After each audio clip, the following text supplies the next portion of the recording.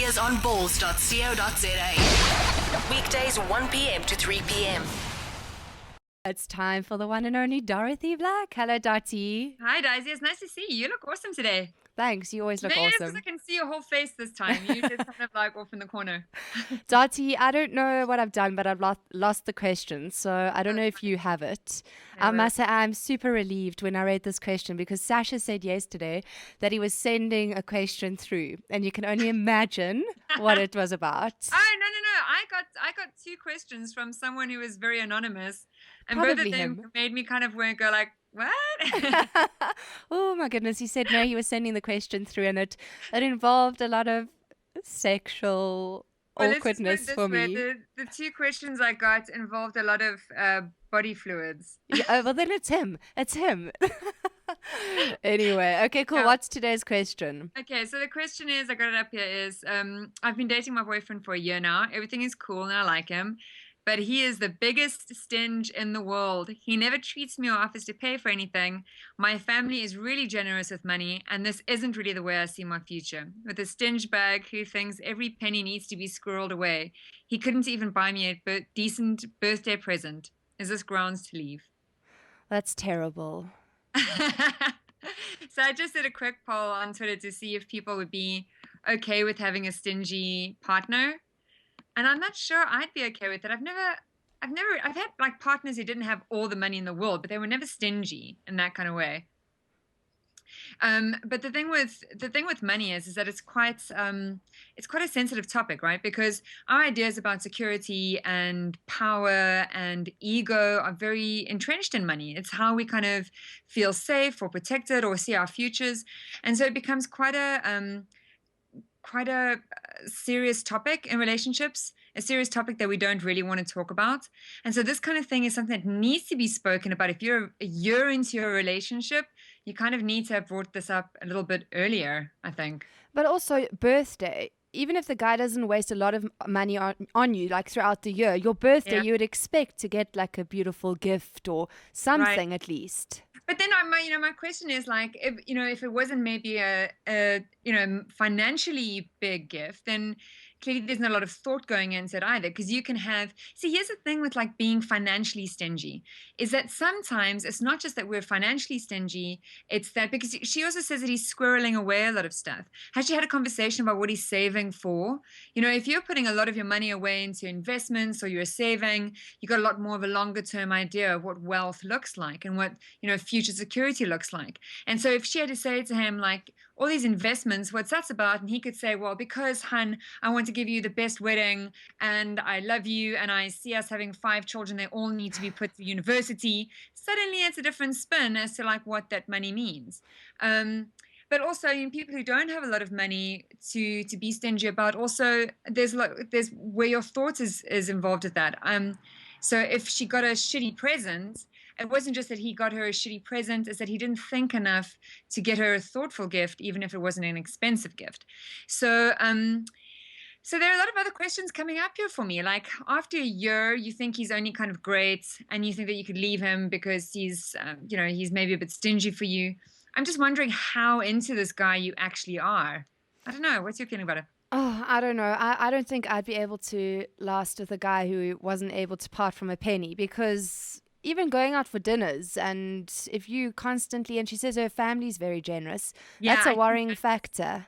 Yeah. And I think that if you look at future, I think that's where it's going to be, that's where the real problem is going to come in. Not so much that he is the way he is financially with his own money. It's that she is used to and has grown up with a different money talk in her brain. She's got a different relationship with money. She has a different way of dealing with money. And of course, if you have a family, you want to, and assuming, I'm not saying everyone has a family, but even if you move in together, the way that you have your lifestyle and build your house and buy things for your house, it's going to be a lot easier if the person that you're with has the same sort of money relationship as what you do. And if you don't have the same money relationship, you need to find out what that relationship with money is. So if someone's being like really stingy, to question like, why they're so particular about saving. Do they come from a family where money was scarce? Do they feel like they need to work really hard for it?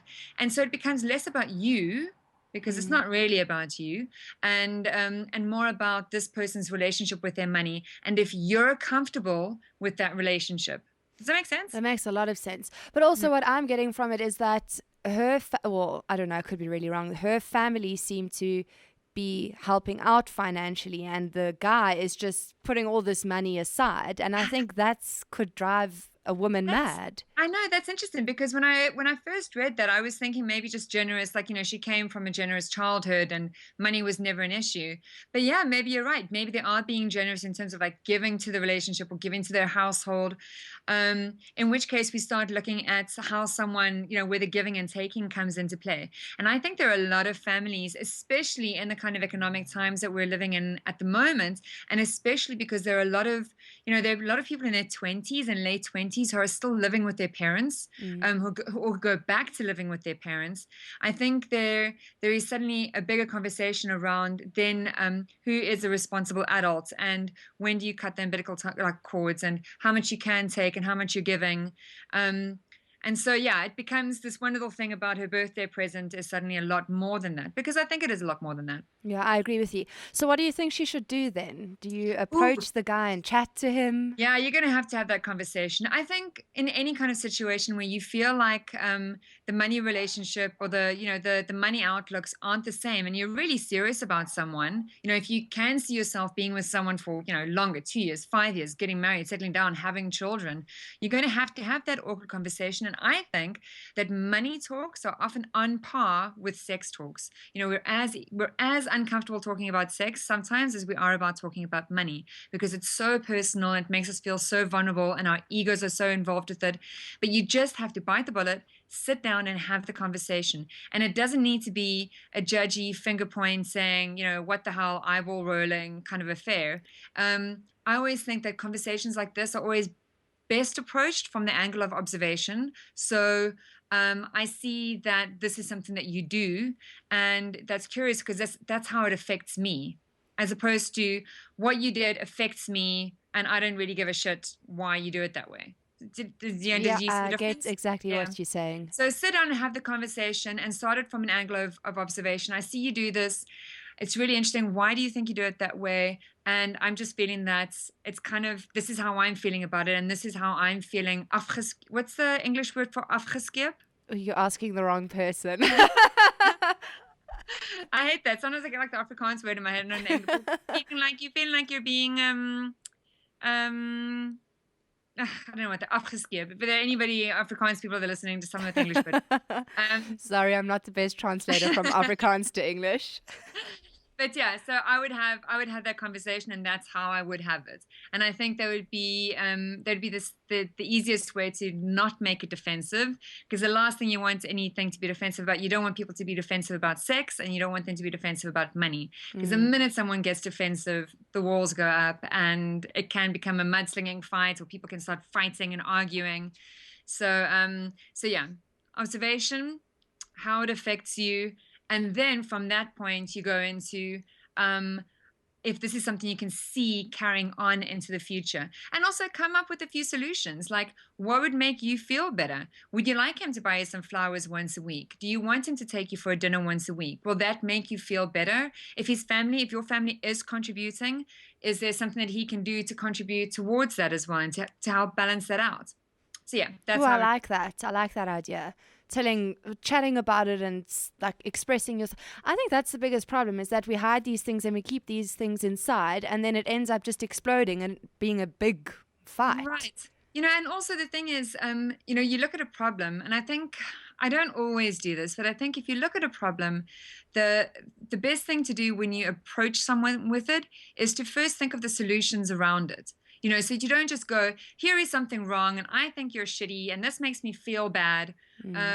Rather just come from an angle of like, I wonder why you do this. Why is this happening? It's kind of making me feel bad.